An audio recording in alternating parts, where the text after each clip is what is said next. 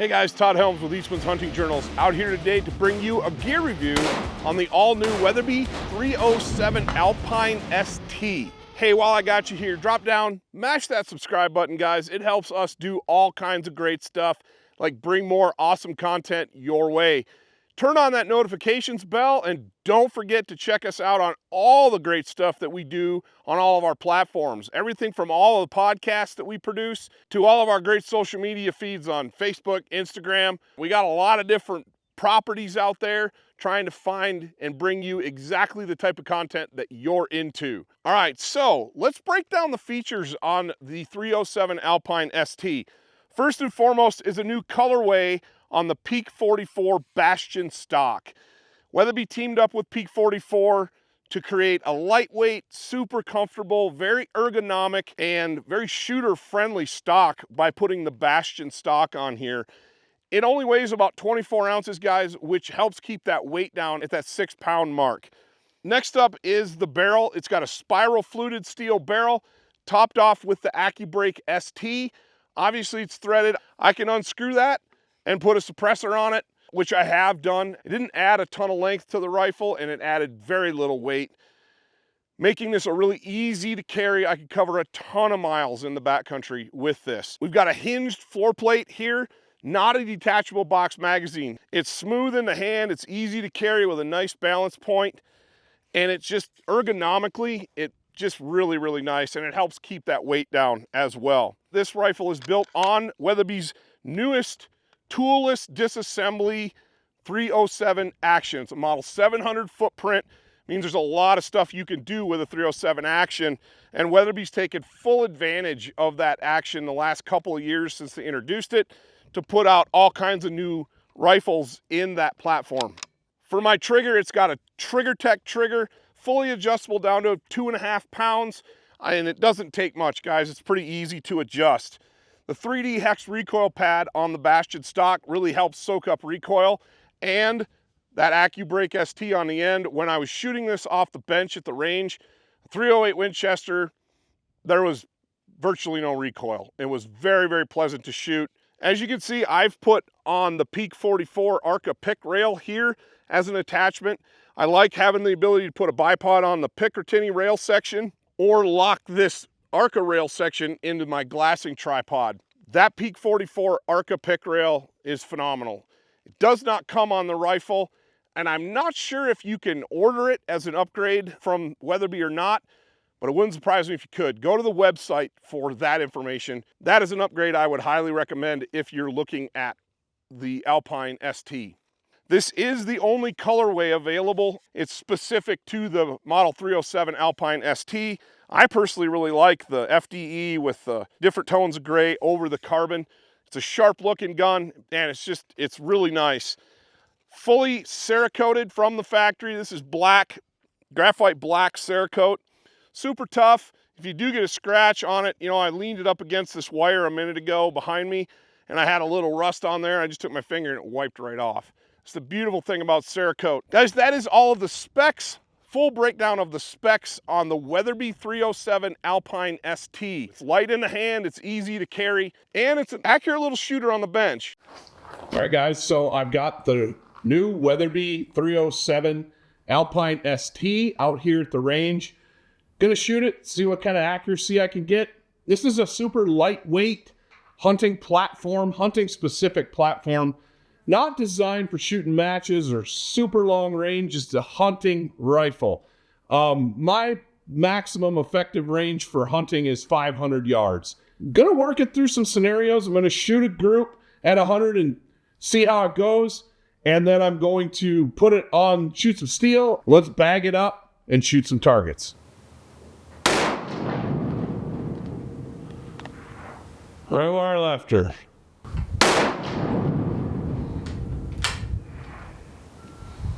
Okay, so right now those are about a 1/2 inch apart. Almost touching. That's from the second one. So that group, and we can show you guys that group here in a bit, but I'm super happy with that. All right, so this is my 100-yard target. This is the first 3 shots of the morning. This was my first shot. This was my second. This was my second. This was my third. These two are just about touching. This one's an inch from the others. So it's about an inch and a half group. That's not sub MOA, but I think when we walk out to the steels or drive out to the steels, those groups shrunk. Guys, I've seen this time and time again with rifles in our location, in our elevation, and a lot of the new modern bullets that at 100 yards, they're accurate, but I really see increased accuracy at further distances. And it's an interesting phenomenon. I've talked to lots of folks that are smarter than I am about it, but that's what I'm seeing. But that is hunting accurate all day long. I know a lot of guys in the old days, I'd have been tickled with a group like that.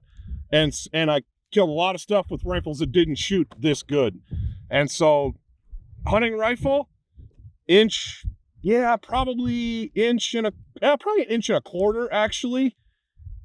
I'll take it. In a lightweight hunting rifle, it's not in a sled or anything, it was just off bags, I'll take that group. Let's take it to 200 and shoot another 3-shot group at 200 yards and see what it does at 200.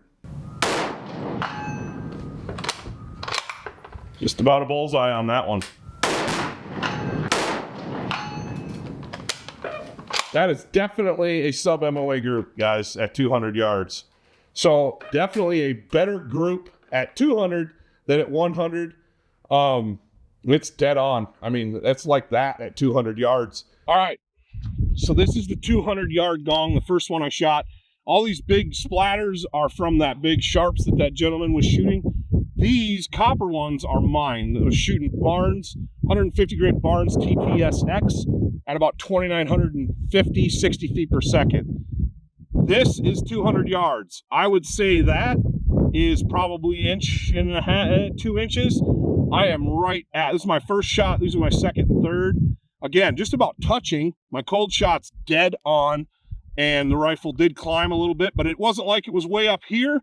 It was, guys, I mean, that's within my 2-inch window at 200 yards. So I would say, you know, without calipers, even a measuring tape, that is right there at MOA accuracy, maybe sub MOA accuracy. I will take that in a lightweight hunting rig all day long. And we'll take it to 300 yards and see what it does at 300.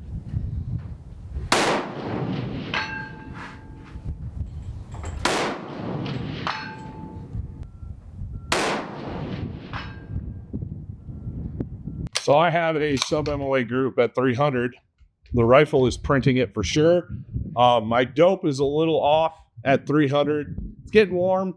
I probably need to change the temperature settings, and the wind's blowing a little bit harder. I'm making excuses, I know, but I'm hitting the gong, and it's a sub MOA group at 300 yards. They're probably like this at 300. All right, so this is my 300-yard gong. Again, these are really hard to see through the spotting scope or through the rifle scope. This is 300 yards. With the wind that we have out here, I was holding right here. First 3 impacts are right here. That is well within a 3-inch circle. That's well within 3 inches of each other. That is sub MOA accuracy at 300 yards. I adjusted my dope down because I realized I was hitting the gong high, and I impacted right there. I was aiming there, I impacted there. I mean, I don't know what else you want out of a hunting weight, lightweight, easy to carry rifle. 400 and 500 yards are going to be a challenge. This wind's probably 10 to 15 now. That windsock out there's just about standing straight out. So that gives me quite a bit of wind drift. But guys, that's hunting conditions. If you don't practice in the same conditions you're going to play in, you never know what your rifle's going to do.